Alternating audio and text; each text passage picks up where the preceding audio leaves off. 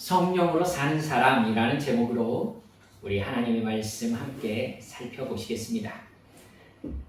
현대를 사는 사람들의 관심이 점점 더 어떤 형이상학적, 좀 정신적인 것에서 형이하학적, 물질적인 것으로 더욱더 깊이 바뀌어가는 것을 느끼게 됩니다. 여러분, 옛날 얘기지만 대학을 다닌 사람은 인문적 소양이 갖추어진 사람으로서 이 세상에서 좀 교육받은 사람이다 라고 생각되어진 때가 있었습니다. 인격적 기대가 있었던 것이죠.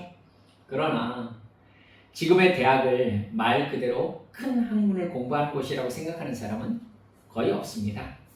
대학은 취업률 중심의 평가가 이루어지면서 학생들은 학문을 깊이 탐구하려는 것이 아니라 취업에 유리한 과목을 공부하기 위해서 대학을 다닙니다. 따라서 취업률이 낮은 인문학 계열 학과는 폐지되는 경향이 많다고 하네요. 철학과 나와서 뭐해? 국문학과 나와서 뭐해? 라는 소리 진즉부터 듣고 있습니다. 건축 공사장에서 일하는 사람 중에 나름 알려진 대학 출신 심리학과 출신이 있어서 제가 놀란 적이 있었습니다. 사람들은 점점 정신적인 가치를 가치로 인정하지 않고 있습니다.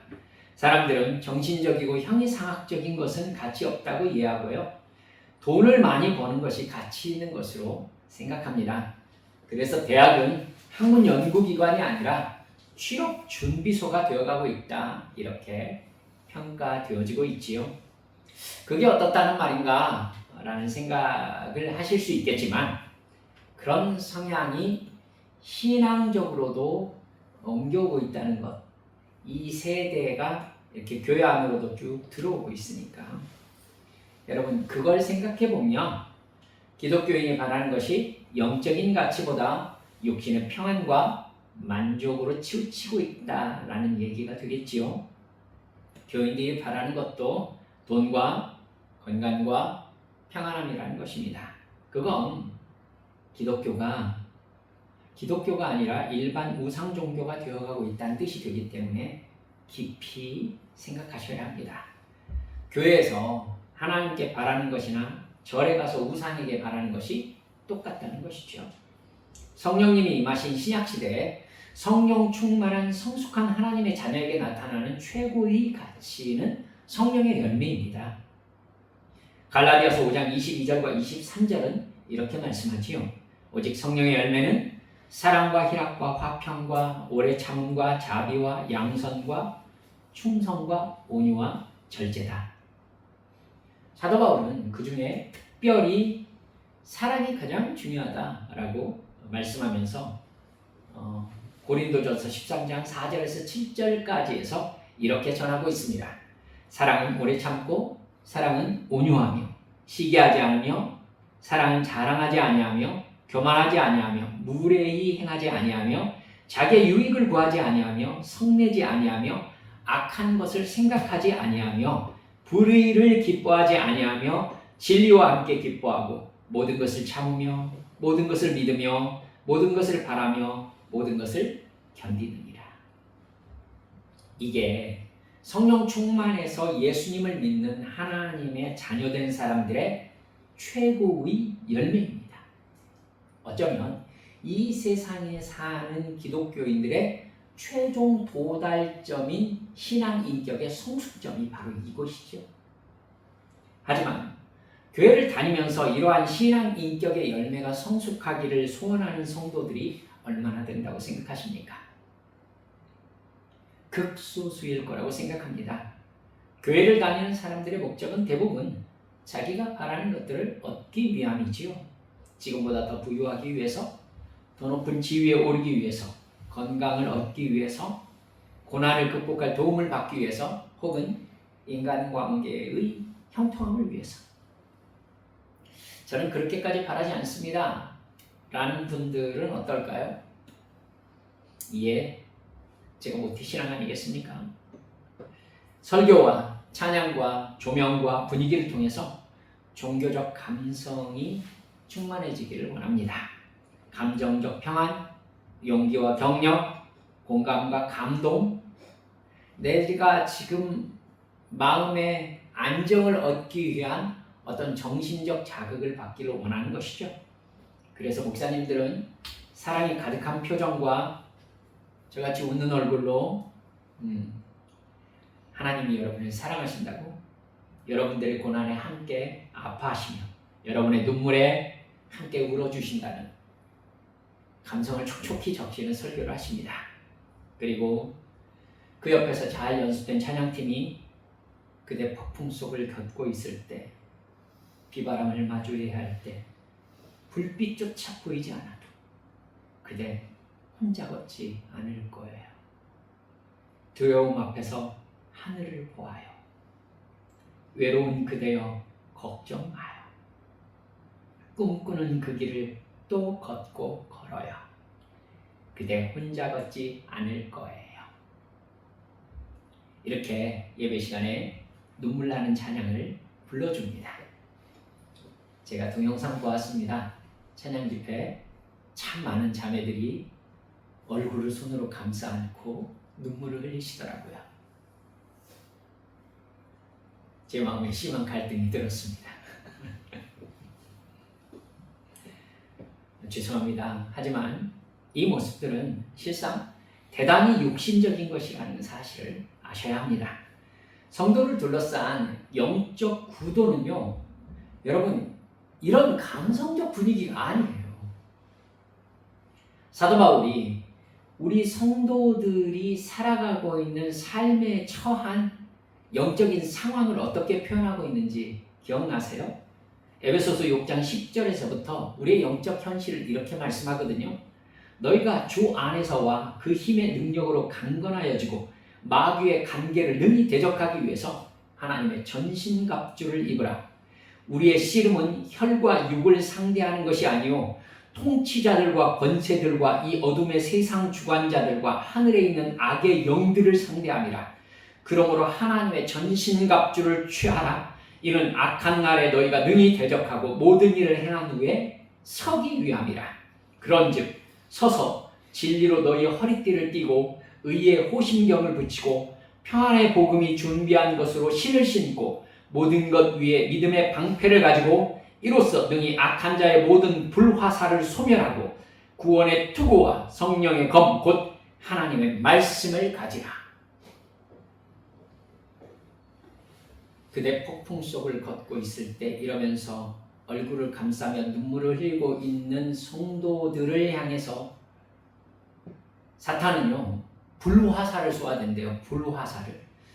여러분, 불화살이 감성으로 처리할 수 있는 것인가요? 죽으라고 쏘는 게 화살이거든요. 사탄은 하나님의 자녀를 망하게 하고 죽이기 위해서 불화살을 쏩니다. 죄악에 빠뜨려서 육신의 만족에 빠져 영적인 정체성을 잃게 함으로 죄와 사망의 법에 지배받게 하려고 강력하게 역사합니다. 죄짓게 하려고.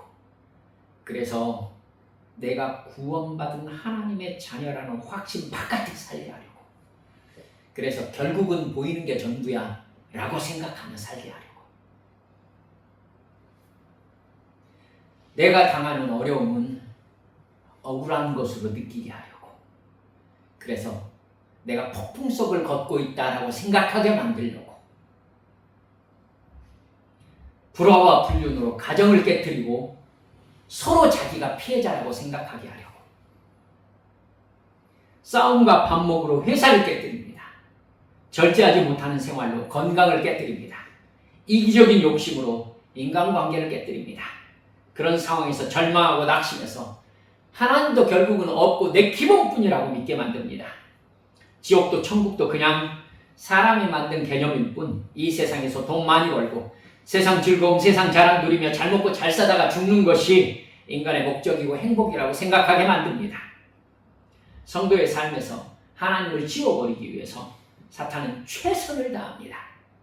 사탄은 교인과 교회를 지배하기 위해서 교인들이 서로 비교하면서 상대적 박탈감과 열등감을 느끼게 합니다. 곧 12월 달쯤 되면 큰 교회 권사님들은 누가 먼저 모피코트를 입고 오는지 눈치를 보시기 시작할 것입니다. 제가 다 경험했어요. 네, 대장 권사님이 모피코트를 입고 와야 그 밑에 권사님들이 모피코트를 입고 올 수 있는 겁니다. 그리고 그것을 복이라고 생각하면서 자랑합니다. 여러분, 미워하고 질투하고 죄를 지어서라도 내 이익을 추구하게 하는 것입니다. 그렇게 회개 없이 죄가 반복되는 사람과 모임에서 사탄은 나를 지배할 합법적인 권리를 취득합니다. 여러분, 이런 영적인 개념이 여러분 안에 확 있으셔야 돼요. 그 영적인 상황을 보고 느끼고 분별할 만한 지혜가 여러분에게 있으셔야 합니다. 여러분, 사탄은요, 우리가 죄에 빠지면, 회개하지 않으면 나의 삶을 지배할 합법적인 권리를 취득하게 되어 있어요. 여러분, 예수님의 제자였던 가룟 유다에게 사탄이 들어갔습니다. 들어갔어요. 그는 이미 그 전부터 예수님에게 바친 헌금을 도둑질하는 사람이었습니다. 여러분, 그렇게 되어 있다니까요. 그에게는요, 안수함으로 말미암아 병을 고치고 귀신을 쫓아내는 능력을 경험했던 영적인 사람이었던 적이 있었습니다. 사랑하는 여러분들, 죄인 줄 알면서 지으면, 여러분 죄인 줄 모르면서 죄 짓습니까? 솔직히 합시다. 우리 아니에요. 우리는 죄인 줄 알면서 짓습니다. 그러면 나를 지배할 지배권이 여러분 내가 사탄에게 넘겨주는 것입니다. 결국 탕자처럼 하나님을 멀리 떠나 돈과 이 세상의 만족을 위해 살아가는 사람이 되고 마는 것입니다. 하지만 여러분, 그가 정말로 하나님을 믿고 하나님을 사랑하는 구원 안에 들어온 사람이라면 하나님은 당신의 자녀를 절대 포기하지 않으십니다. 하나님 앞으로 데려오시죠.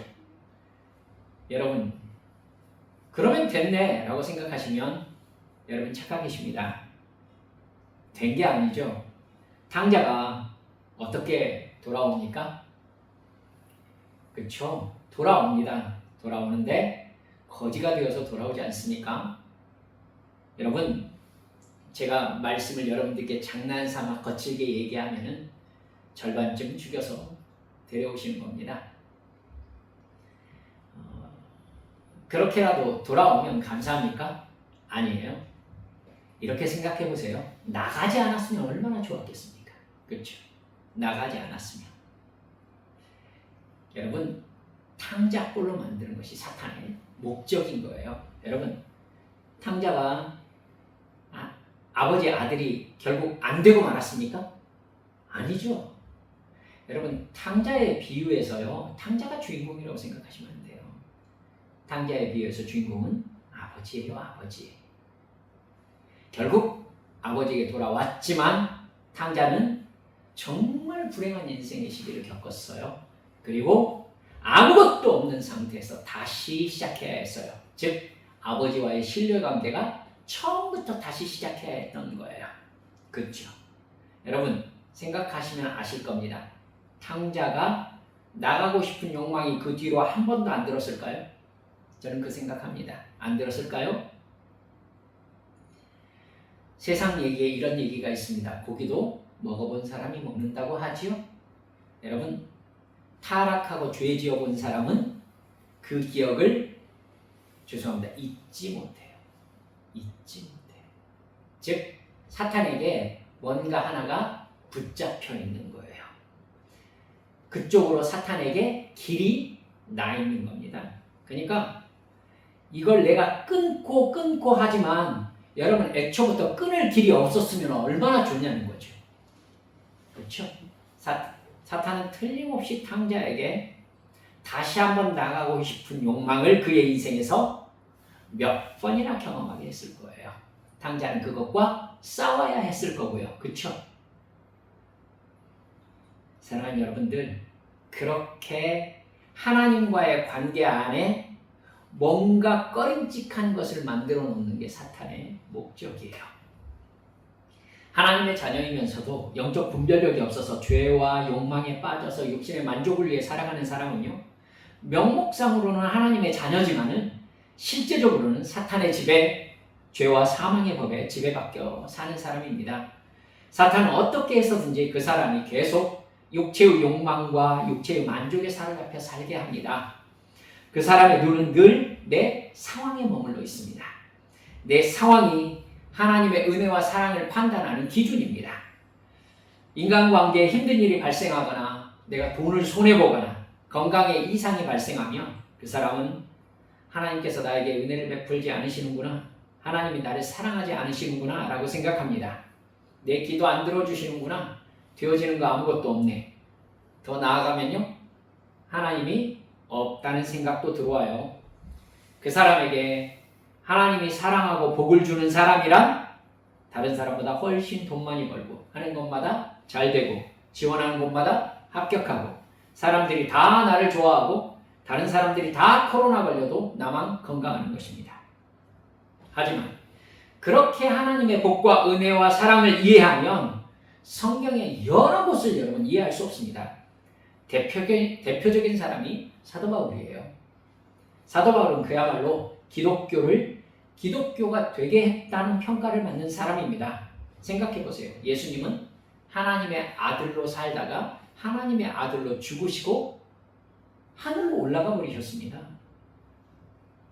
여러분, 그 예수님의 삶을 사도 바울은 그 예수님을 믿어서 구원을 얻게 하는 진리가 되게 했다라고 평가받는 사람이 사도 바울입니다. 그러니까 구원받는다는 것이 무엇인지 체계를 세운 사람이 바로 사도 바울인 것이죠. 바울 서신이 그래서 그렇게 중요합니다. 여러분, 신약 성경에서 로마서가 빠진다면 상상할 수도 없습니다. 그렇죠? 하나님께서 특별히 선택하셔서 아브라함에게 약속하신 땅의 모든 족속이 너를 인하여 복을 받을 것이다 라고 말씀하신 그 언약이 사도 바울을 통해서 성취되기 시작했습니다. 위대한 선지자, 위대한 사역자, 위대한 여러분 사명자입니다. 그런 사도 바울이 고린도 후서 11장 23절에서 27절까지를 보면 자기의 삶을 이렇게 얘기합니다. 내가 수고를 넘치도록 하고 옥에 갇히기도 더 많이 하고 매도 수없이 맞고 여러 번 죽을 뻔하였으니 유대인들에게 40에 하나 감한 매를 5번 맞았으며 3번 태장으로 맞고 1번 돌로 맞고 3번 파선하는데 일주야를 기품에서 지냈으며 여러 번 여행에 강의 위험과 강도의 위험과 동족의 위험과 이방인의 위험과 시내의 위험과 광야의 위험과 바다의 위험과 거짓 형제 중의 위험을 당하고 또 수고하며 애쓰고 여러 번 자지 못하고 줄이며 목마르고 여러 번 굶고 춥고 헐벗어노라. 사도 바울의 삶은 온통 고난으로 점철되어 있습니다. 이 사람이 하나님의 은혜와 복을 누린 사람이라고 말씀하실 수 있는 분 계십니까? 이렇게 산 사람이 고린도 후서 12장 7절에서 이렇게 말씀합니다. 여러 계시를 받은 것이 너무 커서, 즉 하나님이 주신 은혜와 복이 나에게 너무 커서 내가 교만할까 봐 하나님이 내 육체에 사탄의 가시를 주셨다고 말해요.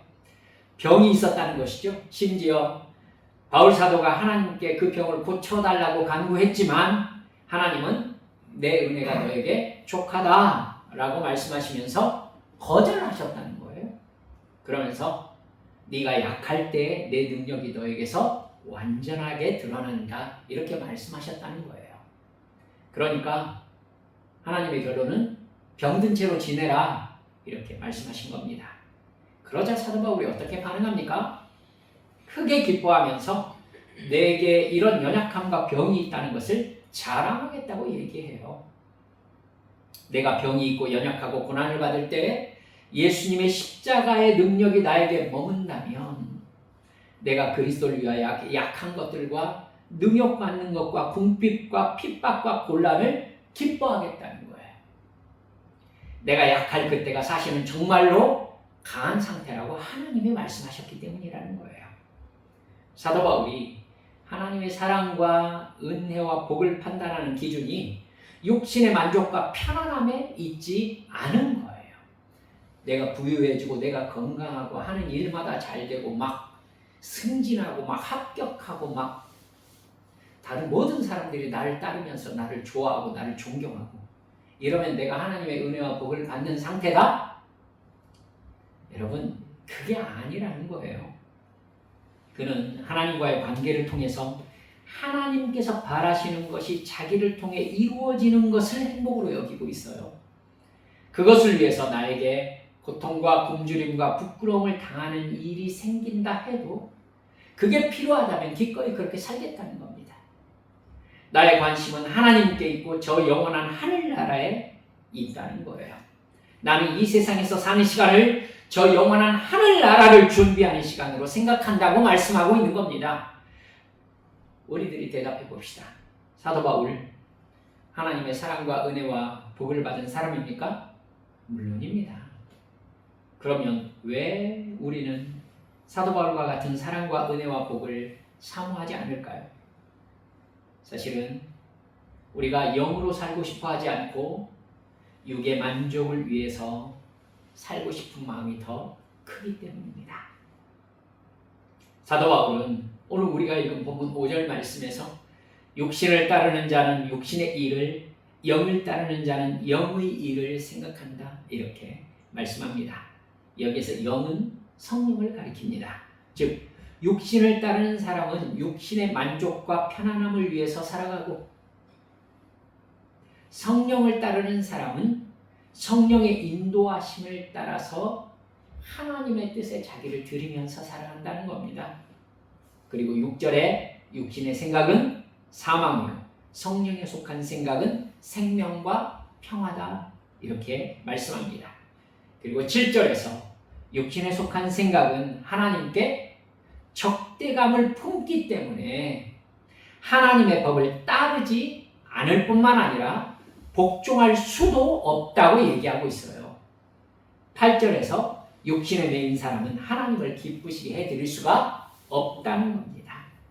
여러분, 하나님은 영이십니다. 따라서 하나님의 자녀 역시 영적으로 사는 사람인 거예요. 즉 성령의 인도하심을 따라 살아가야 되는 사람이라는 거예요. 육체의 만족과 육신의 편안함을 위해 사는 존재가 아니라는 겁니다. 하나님의 자녀들은. 여러분, 하지만 교회를 다니면서도 진정으로 거듭나지 않은 사람, 하나님의 구원의 은혜를 믿음으로 받아들이지 않은 사람은 말로만 하나님의 자녀일 뿐 육신의 욕망을 위해서 살아가기 때문에 실제적으로는 육신에 새겨진 죄와 사망의 법의 지배를 받으면서 살아가는 겁니다. 하나님이 나에게 하라고 하는 일은 모두 힘듭니다. 힘들기 때문에 하기 싫습니다. 왜죠? 7절에 답을 말씀하고 있잖아요. 육에 속한 사람은 영이신 하나님께 적대감을 품고 있기 때문에 영적인 일이 싫어요. 하기 싫어요. 여러분, 예배가 싫습니다. 기도가 싫습니다. 기도가 좋으면 여러분 어떠세요? 시간의 11조를 주님께 드린다라고 한다면 여러분 감히 이렇게 여러분께 말씀드리면 어떨까요?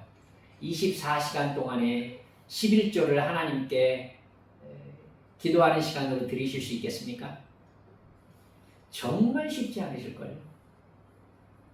제가 여기에서 그 정도 기도합니다. 근데 여러분 이걸 성도들이 정말로 2시간 40분입니까? 기도할 수 있을까? 어려울 것 같아요. 아니, 혹시 30분이라도 하나님 앞에 온전히 붙잡혀서 여러분 은사 가지신 분들은 방언으로 성령께서 여러분의 기도를 이끌어 가시는 그 손길에 여러분의 시간을 맡겨드린 적이 여러분 30분? 정도라도 좀 되십니까? 하루에? 왜 안 하죠? 하기 싫으니까요. 하기 싫으니까요. 우리의 육신에 새겨진 본성입니다. 그게 그 본성이에요. 사랑하는 여러분들, 찬양, 여러분의 귀에 하루 종일 혹시 가요가 들립니까? 가요는 내 마음을 표현하는 것 같고, 사랑하는 여러분들, 찬양이 싫습니다. 순종 부담스럽습니다. 결국 꼭지점으로 몰아오면 뭐가 싫은 겁니까? 여러분, 하나님이 싫은 거예요. 예수님이 싫은 겁니다. 사도 바울은 디모데후서 3장 1절에서 5절까지의 말씀을 통해서 말세의 사람들이 어떤 상태가 되는지를 적나라하게 얘기합니다. 너는 이것을 알라. 말세에 고통하는 때가 이르러 사람들이 자기를 사랑하며 돈을 사랑하며 자랑하며 교만하며 비방하며 부모를 거역하며 감사하지 아니하며 거룩하지 아니하며 무정하며 원통함을 풀지 아니하며 모함하며 절제하지 못하며 사나우며 선한 것을 좋아하지 아니하며 배신하며 조급하며 자만하며 쾌락을 사랑하기를 하나님을 사랑하는 것보다 더하며 경건의 묘양은 있으나 경건의 능력은 부인하니 이 같은 자들에게서 내가 돌아서라. 정말 적나라하죠. 그리고 정말 정확하죠. 성령의 감동하심과 인도하심에 순종하지 않는 사람들의 정신과 영혼의 상태가 이렇다는 겁니다. 그들의 생각을 주관하는 것은 육체의 만족입니다. 자기를 사랑하고 돈을 사랑합니다. 그것이 채워지지 않으면 하나님이 나를 사랑하시지 않는다면서 하나님께 적대감을 갖습니다. 출애굽 1세대 생각나지 않으십니까? 광야에서 그들의 최대의 걸림돌이 뭐였습니까? 하나님이었어요, 여러분. 그들이 가장 미워하는 대상이 누구였습니까? 여러분, 하나님이었어요. 하나님이었어요. 쾌락을 사랑하기를 하나님 사랑하는 것보다 더하고, 여러분, 교회를 다니면서 신앙의 모양은 갖추고 있는데 죄와 싸우면서 성령의 열매인 사랑을 실천하는 믿음의 실제적인 능력은 없는 사람들이라는 겁니다.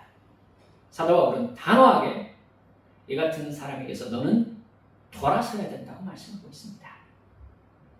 여러분, 교회 다니는 사람, 예전에는 교회 다니는 사람들하고 사귀면 괜찮은 인격을 가진 사람들과 사귀는 것으로 생각되어졌었어요. 지금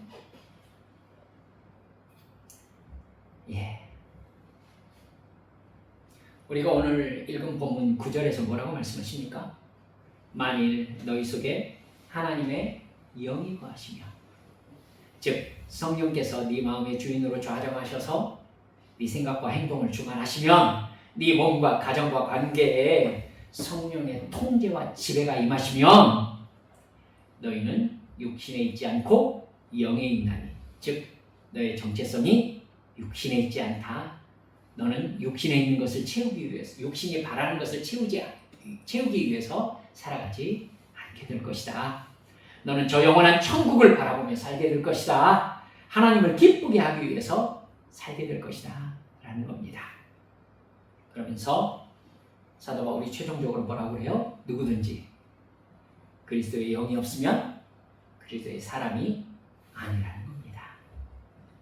너는 성령에게 점령당한 영의 사람이냐는 것입니다. 성령께 이끌려 순간순간을 살아가고 있느냐는 것입니다. 육신의 필요만을 위해서 기도하는 사람이 아니라 이제 성령께서 너에게 말씀하시는 것을 분별하고 순종하는 영적 성장의 길로 나아가고 있느냐고 우리에게 영적 거울을 딱 들이대고 있는 겁니다. 그런 성령님과의 교통함이 실질적으로 없다면 그리스도의 사람인 것을 네가 어떻게 알겠냐는 것이죠.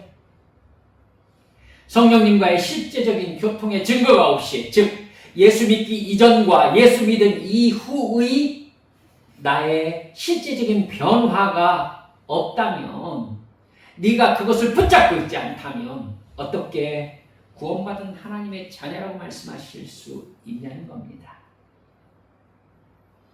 성령이 충만한 사람만 사랑의 하나님을 자기도 사랑할 수 있습니다. 사랑해야 또 닮습니다. 그래서 하나님처럼 이웃을 사랑할 수 있는 겁니다. 이 모든 게 여러분 성령의 열매라고 우리 고린도전서 13장 말씀을 통해서 우리 살펴보지 않았습니까? 사랑하는 여러분들, 그 사람이 구원받은 사람입니다. 그 사람이 가족을 진짜로 사랑합니다. 놀랍죠? 제가 만나본 정말 수많은 가정들, 사실은 가정에서 가장 심한 상처들이 있었어요. 사람의 본성이 어디에서 가장 적나라하게 드러납니까? 가정입니다, 여러분. 타인들 만나면요, 가정에서 하는 만큼 말 함부로 절대로 안 해요. 가정에서 엄마 아빠에게 혹은 자녀에게 하는 행동, 타인에게는 절대 안 해요. 그러니까 가정에서 가장 함부로 말하고 가정에서 가장 함부로 행동해요. 그러니까 정말로 하나님을 사랑하는 사랑에 붙잡혀 있지 않은 거죠. 그러니까 저는 감히 이렇게 말씀드리고 싶어요. 성령 충만하다는 것을 누가 가장 먼저 합니까? 가족이 가장 먼저 알아요. 성령 충만하면 가장 먼저 가족을 진짜 사랑하게 되거든요. 그리고 성경은 분명하게 얘기해요. 자기의 친족을 진정으로 사랑할 줄 모르는 사람이 타인을 진정으로 사랑할 수 있겠느냐? 하나님이 말씀하셨어요. 그러니까 내가 성령 충만해서 사랑의 법에 붙잡혀 있는 것, 무엇을 통해서 가장 확실하게 드러납니까? 가족을 진짜 사랑하는 이전과 이후의 경계선이 생겨요. 확실히 알 수 있어요. 바뀌었구나. 사랑하는 여러분들, 성령 충만하셔야 합니다. 그래야 가족을 사랑할 수 있어요. 그래야 하나님을 사랑할 수 있어요. 그래야 성령께서 지금 나에게 하나님께 드려지는 삶을 위해서 무엇을 해야 되는지 가르쳐 주실 수 있어요. 그래야 순종할 수 있어요. 그래야 영의 사람으로 살아갈 수 있어요. 그래야 내가 구원받은 사람이구나라는 자기 인식이 생겨요. 여러분, 우리 시간 하나님 앞에 기도하십시다. 난 누구로 살고 있습니까? 우리 가족 속에서 나는 부모를 사랑하는 사람으로 혹은 자녀를 진짜 사랑하는 사람으로 살고 있습니까? 여러분, 진짜 내가 사랑받고 있는가? 또 내가 진짜 사랑하고 있는가? 자기가 압니다. 이 시간 주님 앞에 성령 충만을 간구하십시다. 성령님, 저에게 임해 주십시오. 아버지 하나님, 저 성령 충만하게 해주십시오. 주님, 제 죄를 죄로 깨닫게 해주십시오. 그래서 제가 죄를 간절히 회개함으로 말미암아 죄 용서함의 기쁨을 누리며 살아갈 수 있도록 역사하여 주시라고 주님 앞에 간절히 통성을 기도하시겠습니다.